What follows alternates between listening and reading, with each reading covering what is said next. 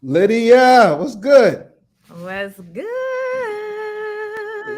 It's Monday, Listen, y'all. it's Monday, and listen, and I know you and I have been actually shooting messages back and forth from early this morning, and so I literally just walked in the house, not even 15 minutes ago, and I said, you know what? I'm just gonna look the way I look all day long, minus the tie. So I'm really excited about tonight and just what's happening in the by next week, as a matter of fact, Lydia, huh? How many 10 days? days, 10 Wow. days away, only 10 days. And I feel like it feels like it went by quickly, but it feels like this has just been like this weekly journey we've been on. And I mean, the fact that you just pulled, like you just rolled in the house, that's just a testament of our commitment to this amazing, amazing, amazing thing that we're doing. I mean, it's not a game to us. Like, it's a lifestyle.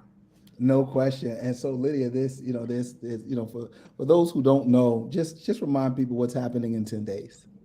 So, in 10 days, I want y'all to understand that the Transformational Leadership Conference, it is one of its kind, never before done before, happening at Teachers College in partnership with Teachers College, Columbia University, the inaugural OSG Transformational Leadership Conference, right? And this is set up not just for educators, not just for principals, not just for administrators, leaders of all kinds. So if you're leading a charge, that's you, and that's across all walks of life. So I'm excited.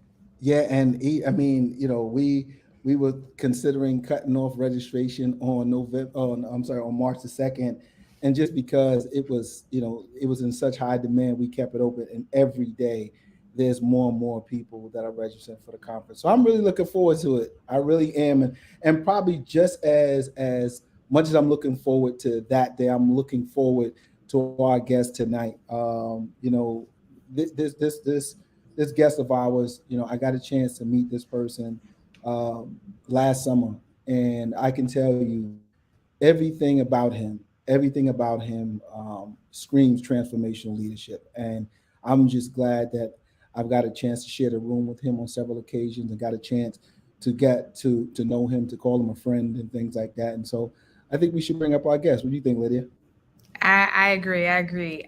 No further ado, Dr. Brian K. Perkins, the There director he of the is. SPA program at Teacher College. Where you at, sir? Wow. I'm right There he here. is. Glad to be with you. Glad to be with Wow. So listen, so Dr. Perkins, before we even begin, right? Spa.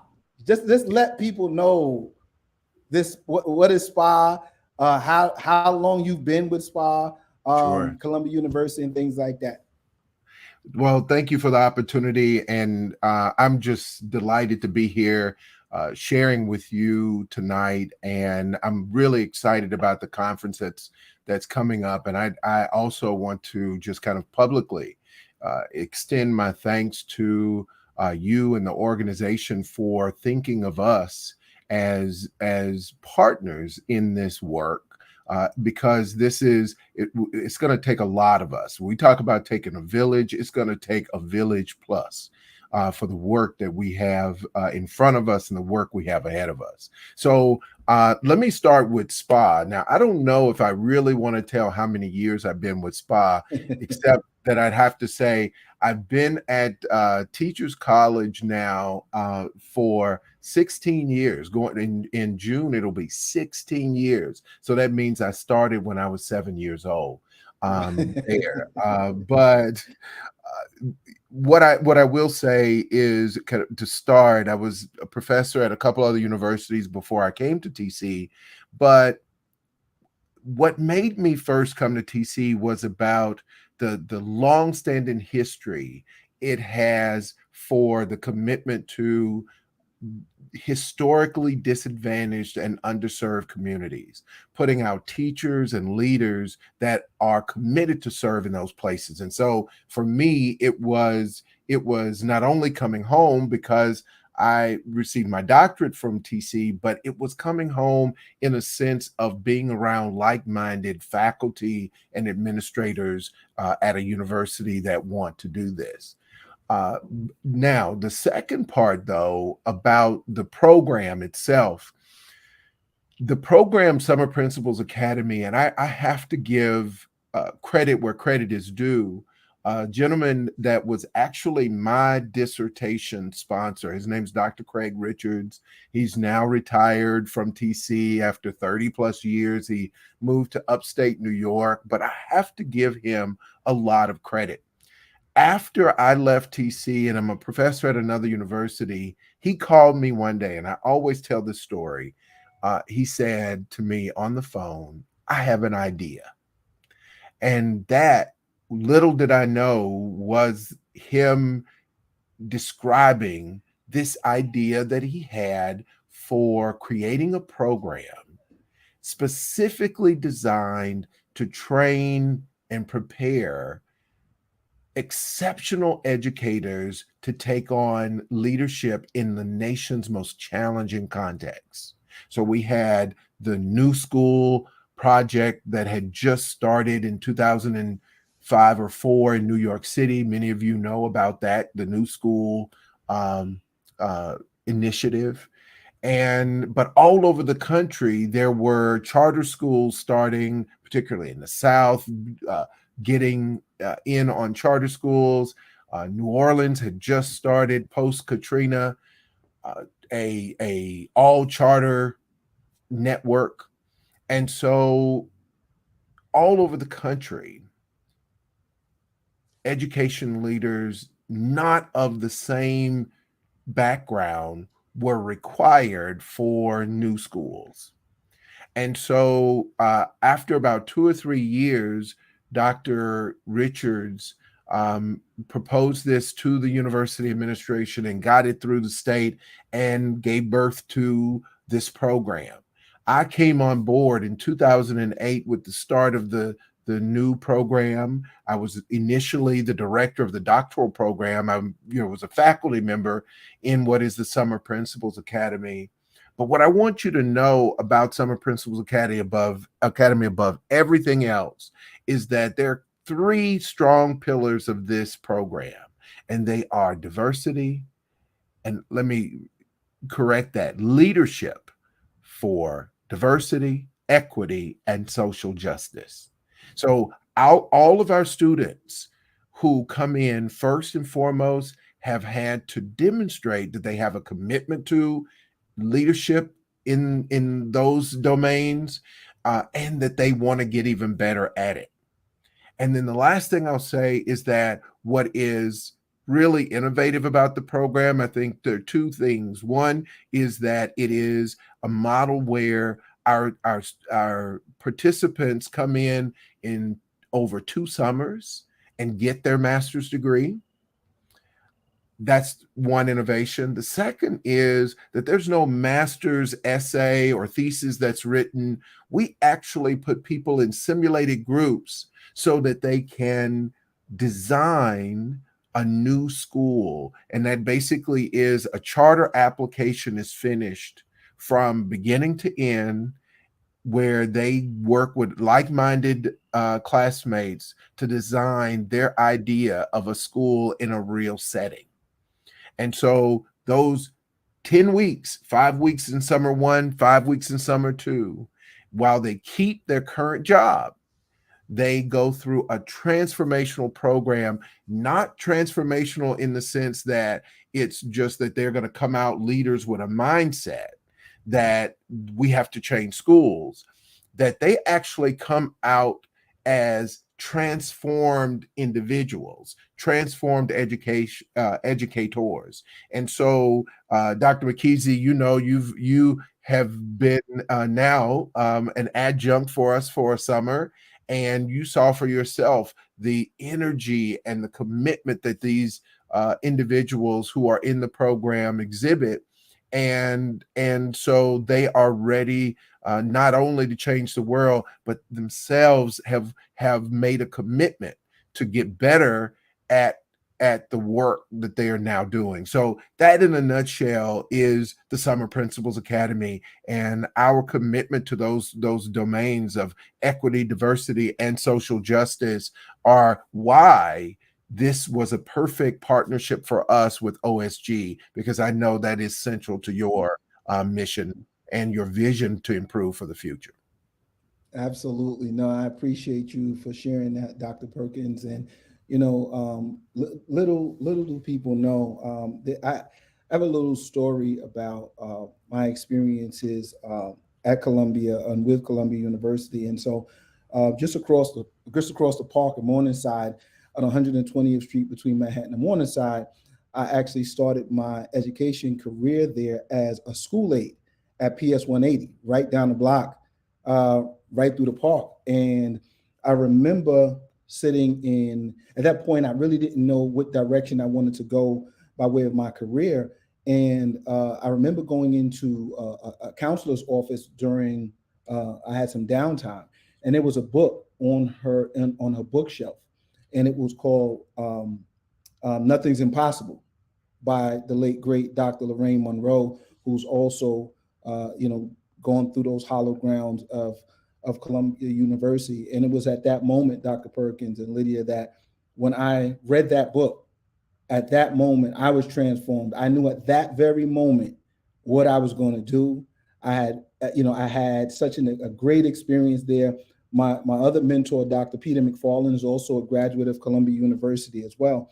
And so, Dr. Perkins, when I decided to go back and finish up my degree and started to teach, I came back to that same school where I was a school aide and I was a teacher right there at PS 180. And as I am teaching, I remember like it was yesterday, I was teaching math in the afternoon. Who walks past my door and ultimately in my classroom was Dr. Lorraine Monroe, who we all know and love, who started the Frederick Douglass Academy in Harlem, who Yes. also wrote another book, the Monroe Doctrine. So I can tell you, to be able to go back into the Columbia University, the facility as an adjunct professor, and now as a founder of an organization that's partnering with TC is beyond an honor. And so I just wanted to just tell you how grateful I am that you gave me the opportunity this past summer to be around Columbia, but more importantly, around some of the most amazing and aspiring leaders that are going to make a tremendous impact in education. It's funny, Dr. Byers and ourselves still stay in touch with many of them through LinkedIn or text messages and things like that. And so it's really, when you said energetic and you say just some of the brightest people that they were, man, it's special. So I just wanted to again thank you publicly for allowing me into the Columbia University TC family, and just tell you that you truly brought my world complete circle. Thanks, thank you for everything. I appreciate that. Well, it was an honor and a pleasure to have you. And our students are still raving about the course that you co-facilitated with Dr. Baez. And, yes. We're looking forward, hoping you can join us again this summer. So it was indeed a pleasure to have you. Absolutely. And so, Lydia, you kept saying to me, and you've said this on a few lives already, about how important of an opportunity this is for us to have our very first conference at Columbia University. And I to this day, I still can't tell you the magnitude of what's getting ready to happen next week. But you clearly see it, and Dr. Perkins clearly sees it. And so I know you had a question for Dr. Perkins around that. And so I said, I'm really excited, but I just don't even understand the magnitude of what's getting ready to happen. Well, let me share, right, from my lens as a Black woman, right? Let me share, Black man, what I see, right? So like literally, why is my question. Like, why?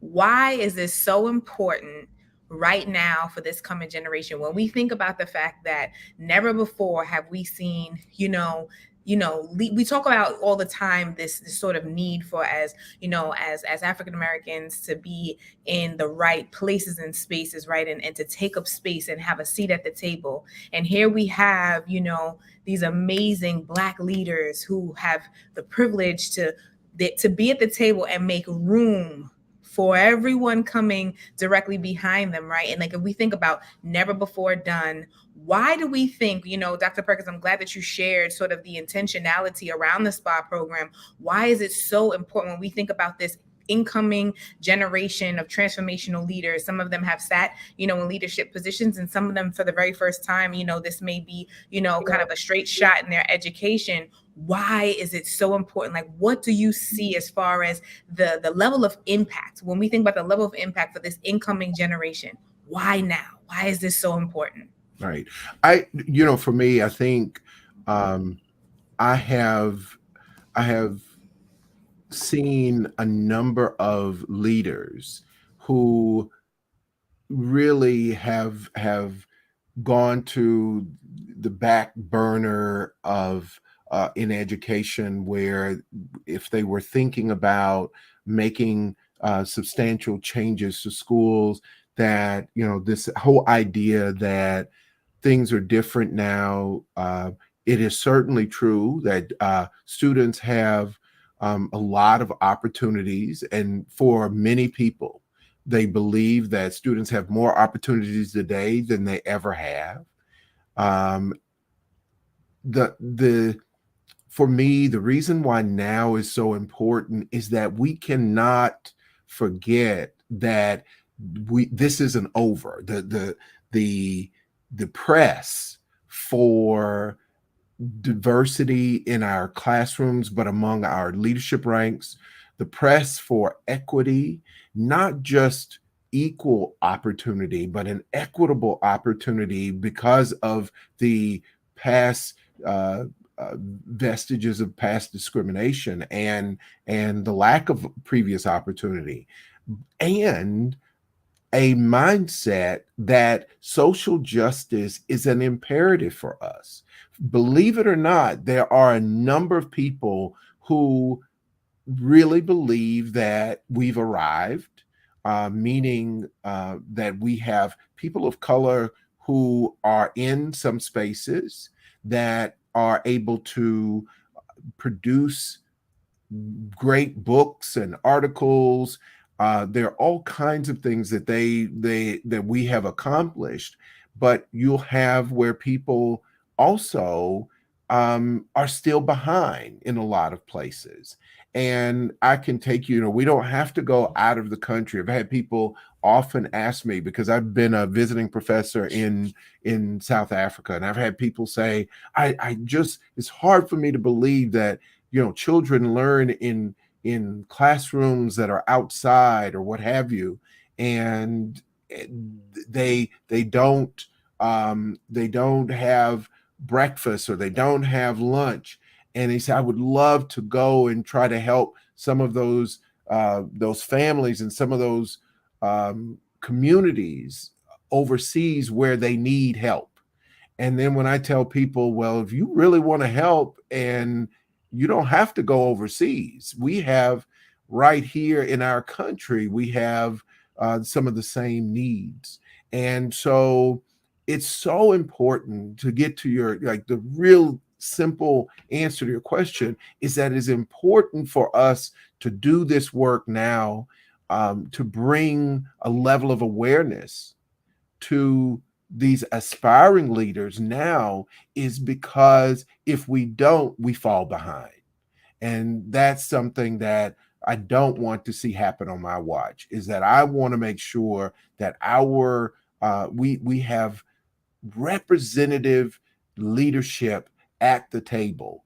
And so I'm always trying to pull up another chair. And so that's why I thought it was great for us to partner with OSG. Wow. No, I appreciate that, sharing that, Dr. Perkins. And so, one of the things you and I kind of talked about backstage was, another thing we both have in common, is the love and affection that we have for our mothers.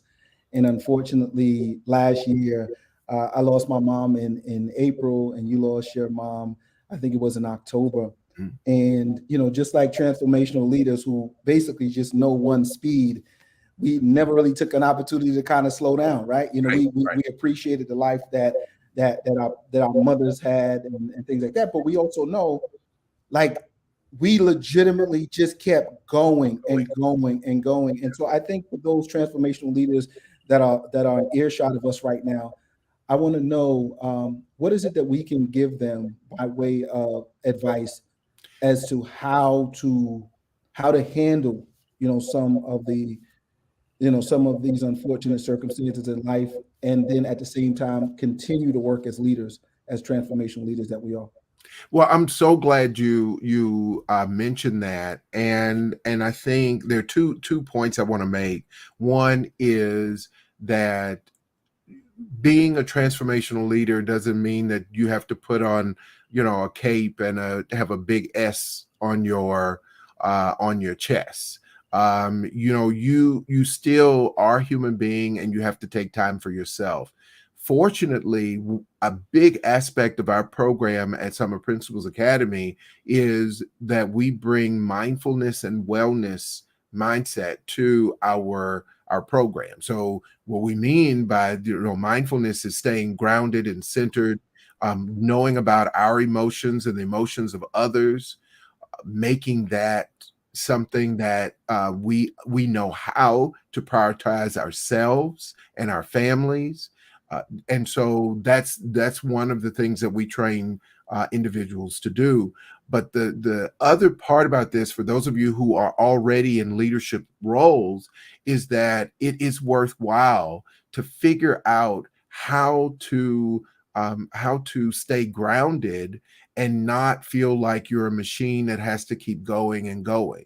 That the work is a call, but it also, you have to replenish yourselves. And so make time for yourselves. A gentleman years ago said to me, and I'll never forget our conversation, but I was at another university and he had decided to retire at one of the most exciting times, arguably, in the history of the university. That we had just gotten a brand new doctoral program. He was the dean.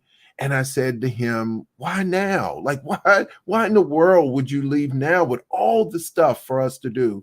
And he looked at me so calmly and like without any regret and said, I've came to a point that I realized in my career that there would always be fires. And he said, and I also realized that there would be other firemen. And it just made me, really reflect on that we are here to do our piece. And so figure that out. Figure out what your role is in advancing the movement, advancing the cause, making it that 1% better, as people say, every day, trying to make it that 1% better than you left your day yesterday. And that's what we as transformational leaders need to live up to, not having a diehard battery implanted into our backs, but that we know, like, some of the best leaders know how to set boundaries and know where to draw the lines about this is what I can do today. I have to replenish, I have to sleep, I have to eat. Educators are notorious for abusing themselves when it comes to eating or taking care of themselves at the expense. They want to take care of others. And what I'll just add to that is that, and I'm sure most of you who are listening have already heard this colloquialism about putting the mask on yourself first. But I want to underline that, in that it is absolutely true. It is kind of counter what we've seen, and we have to really fight against ourselves, because all we've seen is leaders that have sacrificed and sacrificed into the end. But there's a lot of truth to the idea that you cannot help someone else if you are lacking the oxygen you need to perform and act for them. So I live by that. I try to make sure that I am putting the mask on myself first, getting my rest, making sure that I'm healthy. I, try my best to eat as well as I can. We all have our, guilty pleasures in terms of food, but trying to do the right things so that I can be here to fulfill what I think is a call and a mission on my life. Wow. Yeah, Wow. that's good. That's good. And it makes me think about one of our sessions that we're going to be holding at the conference. And it's entitled Post-Pandemic Leadership. And so when we think about putting on the mask and we think about making time for ourselves and making room for ourselves, I would be remiss not to welcome Dr. Jackson to the conversation, as his session is entitled just that, Post-Pandemic Leadership. So welcome, Dr. Marcus Jackson, to the room. How are you today, King? Greetings. I am doing better than terrific. Sorry for my Wow. tardiness. I had to fill in for the superintendent at a level 3 grievance conference. I'm sorry, grievance meeting that was actually not on my schedule today, but when the superintendent says fills in, that's exactly what I did. And Wow. Dr. Perkins, how you doing? I'm doing well. How are you, sir? Man, I am great. And Good. you, when I logged on late, the first thing I actually heard was taking care of yourself and being 1% better. And I actually am going to discuss that thoroughly in my keynote, which is a statement I actually learned from my grandmother at the age of 6, that has been instilled in me. And that's simply be better than yesterday. Mm-hmm. Mm-hmm. That's simply be better than yesterday. And that 1% definitely falls in line. Secondly, you talked about how to win the day. And there are some things that we need to do as educators and educational leaders, and I'm going to discuss that as well in my post-pandemic leadership piece. And I'm super excited about this conference, and I'm super excited to meet you as well, because I mean, you hit the nail on the head. And many times as educators, we can go the entire day without using the restroom. We just put everything on hold, and that is dangerous. That is Yes. very, very dangerous. Yes. Wow. And so welcome, Dr. Jackson. You know, people who know, who have heard me speak about, about you and the work that you've done. I think I've always applauded your leadership, but the one thing that I applauded more than anything, and Dr. Perkins and I discussed this a little while ago, was your love and passion for your mom, right? And the things that I would see that you would reveal to the world about what was going on in your life with your mom and everything while you're running a school and you're running districts and stuff like that, and all that was going on with your mom. And 3 days ago, I think I saw you post something up there, a picture of your mom, right?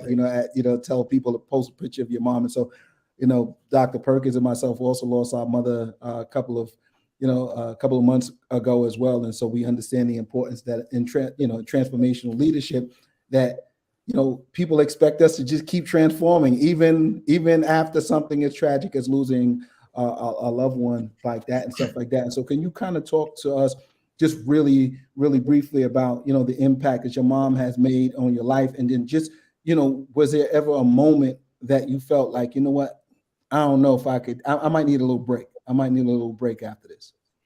Well, you've been following me for some time now, Dr. Dennis, and my mom is my everything. My mom and my grandmother. I'm still trying to figure out how she raised 8 by herself, 6 boys and 2 girls in a 2-bedroom apartment. Wow. I didn't sleep by myself until the 11th grade. I'm still trying to figure out how she did it. She's just my everything. And what made me open up to the world in regards to the challenges my mom was actually dealing with, was I learned at an early portion in my career to be vulnerable as a leader. And that's actually a strength of mine, being vulnerable as a leader. Little did I know at that particular time, I was helping so many whose parents were dealing with autism. And the reason I started this opening up with my mom's situation, because my first year as a principal, my brother called me 17 times before he committed suicide. And I went to work the next day. At that particular time, I had a mentor because I was new on the block and I took over a troubled school from a principal who's been there for 32 years. And then here comes this brand new guy coming in, and I didn't cry. I wasn't upset that whole particular day. And my mentor asked me, was everything okay? And then I shared with my mentor what was actually going on. And she said, are you going to call your staff together and actually explain to your staff what happened to you? And I said, no, they don't need to see me at my weakest point like that. And she said, you're being selfish. And I was like, excuse me? She was like, you're being selfish. if your teacher was going through something like that, you would want to know. So I called my staff in, and my staff welcomed me with open arms, and we cried together. And I didn't have an office referral for 5 months. Mhm. My team rallied around me, and I learned at that particular time as a leader, it was very important for you to be vulnerable. And I took that lesson with me. And as I stated, brother, you've been following me for some time now, and that has been sort of my secret weapon. I always operate from the effective domain first. I'm all about the people, uplifting the people, and as Dr. Perkins actually stated, taking care of myself and also teaching my staff how to take care of themselves, and everything else fall in line. I focus on the people as opposed to the percentages. If you take care of the people, the percentage is going to fall in line. Sure, sure. You know, I'm glad to hear what you just said, particularly about your focus, your kind of real laser focus on yourself, and both from a standpoint of being vulnerable, but also that human recognition that I have things happen to me in my life just like everyone else. I've had a number of people that I've coached and talked through, and they've been all over the U.S., but also in other countries where they've been in executive leadership roles. And some people, but I've noticed that there's been a growing population of people in the U.S. that have been talking about toxic workplaces, have been talking about being burnt out, and I, you know, not I don't want to judge anyone's circumstances, because we could all find ourselves in places we didn't think we would be. What I want to make sure that people who are not in those spaces is that you have to show up every day intentionally saying that this is not going to be a toxic workplace. You have to show up every day intentionally believing that you will have a healthy culture in your school, and that you're going to do the kinds of things necessary to make them and to have them sustained in that way. And so your longevity is not just attributed to some kind of luck or happenstance. Your longevity has to do with your intentionality to be in this for the long run. I get so disappointed when I hear people who have been unbelievable leaders and they talk about things like, I didn't take care of myself, I didn't eat right, and the job did this. Some of it means that you have to take responsibility for yourself. Not You're in a leadership role. You cannot. I tell people, it's like, it's not okay. You know, you can't really have a bad day in that way. You have to take care of yourself and keep that as a priority so that you will stay healthy. And we hear it. And Dr. McKeezy, you just said it also. We hear it all the time where people have adverse health outcomes because they have not taken care of themselves while they were in these roles as teachers, as school leaders. And so I just implore those of you who are listening that are current leaders, is in order to sustain yourselves, you have to intentionally do that. And it's not going to happen by accident. You're not going to accidentally be healthy. You have to make an effort at this, just like you would anything else. No, thank you for sharing it, Dr. Perkins and Dr. Jackson. We share a very good mutual friend in Dr. Melissa Chester, who made the connection with you and I. And as we talked about this conference, and Dr. Perkins, we're partnering with he and SPA and Columbia University. But when I reached out to you by way of Dr. Chester to talk about you being a critical part of this transformational leadership conference, you jumped at it. You jumped at the opportunity immediately. Like it wasn't a second thought. It wasn't, let me think about it. This was definitely the I'll be there. And I want to just say openly and publicly, thank you so much for doing that. And so now that we are 10 days away, what do people got to look forward to, Dr. Jackson? What I mean, we know you. There's something about an educator who loves children, but it's another thing, when they see a Dr. Jackson, go back and, like I said, go back in his Facebook and things like that, and go see him dancing with the kids. Man, he's a talented individual. But what is it that people got to look forward to in 10 days when they see you at the conference? Definitely tons of energy, excitement, and enthusiasm. There's a couple things that you're automatically going to get when you're around me. We're going to do two things. We're going to laugh, and we're going to learn. I want to share some specific strategies that I actually utilized before the pandemic. Something I've actually done as principals, and even my leadership role at the district level.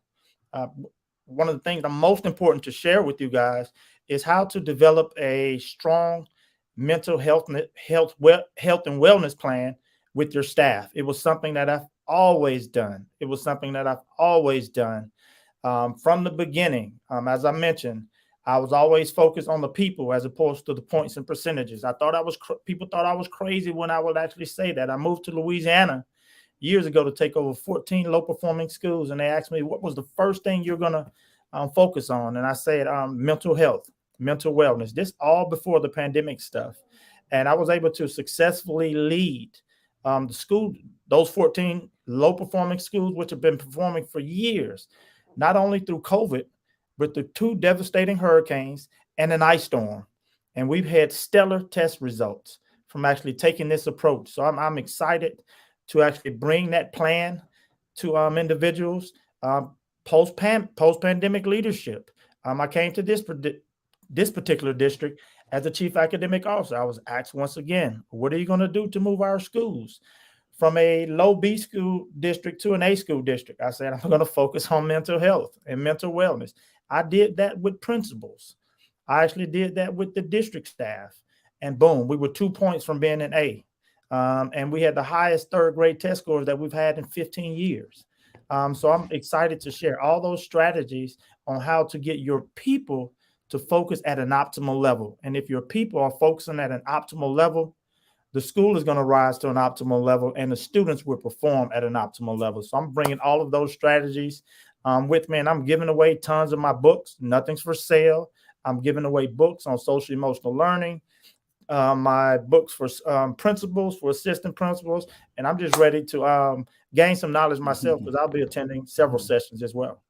There you go. And so I was, I got your book a couple of weeks ago, man, and it's truly, packed with a great deal of resources for everybody who's in attendance. And so I think what's so critical, I think Dr. Perkins and Dr. Jackson in these conversations is just understanding the purpose behind a conference, right? And I think what you said, Dr. Jackson, about bringing the energy and bringing laughter, it's just so important to a conference. And I don't want anybody to mistaken this type of conference, this OSG conference, is one where you're just going to be sitting down the entire time. We expect that the energy was going to be high.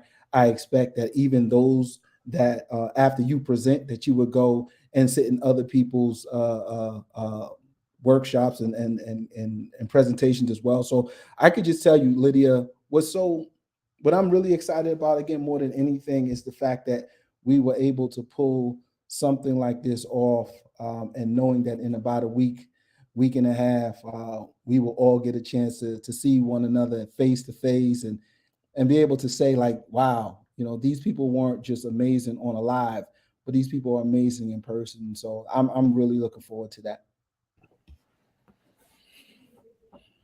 Same. I'm thoroughly excited. I mean, and Dr. Perkins, rapid fire, I just want you to one more time, just if you could stress for, and I'm going to say the folks, because I want you to name the who. Why is it so important for folks, whomever they may be? You can name that. Why is it important for them to be in the building?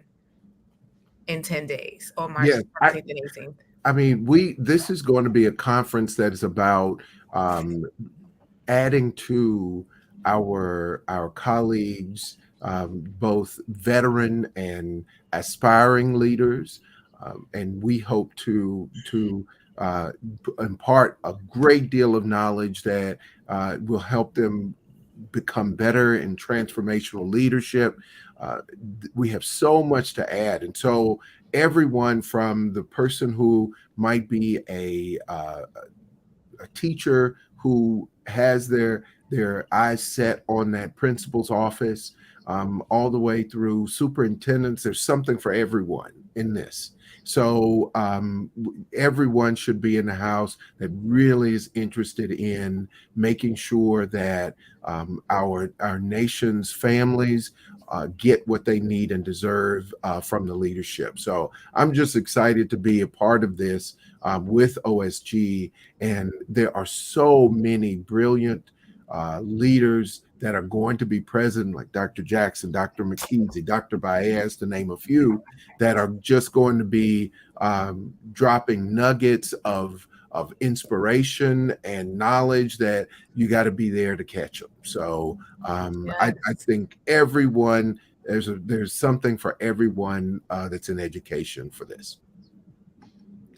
And don't forget the entrepreneurs, right? Because if you're leading the charge, Absolutely. even as an industry partner, I stress that all the time. Right. I think I realized in an OSG meetup one day, as Dennis was talking about the term of leadership. And yes, I know I'm a natural born leader. You know, as a little girl, they said all the time, oh, she runs her mouth. You know, she's a natural born leader.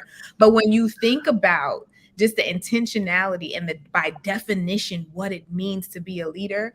I was literally today years old when I realized, like, I too, as an industry partner, am a transformational leader. So I encourage even the entrepreneurs, get your tickets, run it up, get it into the building, because we too fit into this category. Oh, absolutely. Absolutely.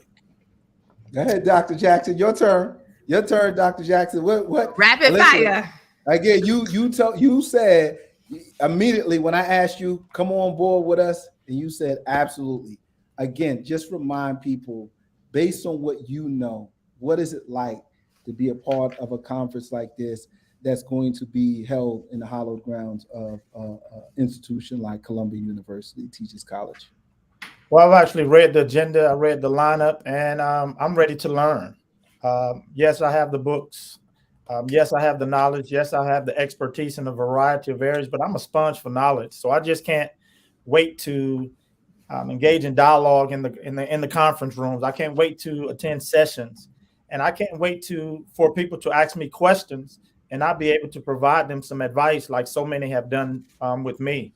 My motto in this field of education is that our choices affect their chances. So I can't wait to get around a great deal of like-minded individuals such as myself, so I can make better choices. I love it. I love it. I love it. All right, y'all heard it. We've been bringing it to you week after week. Mm-hmm. Listen. We usually say I don't want no smoke, but I'm telling you want to be in the room because it's going to be real smoky. Come get the smoke, okay? Wow. So you know how we do. Yeah. OSG.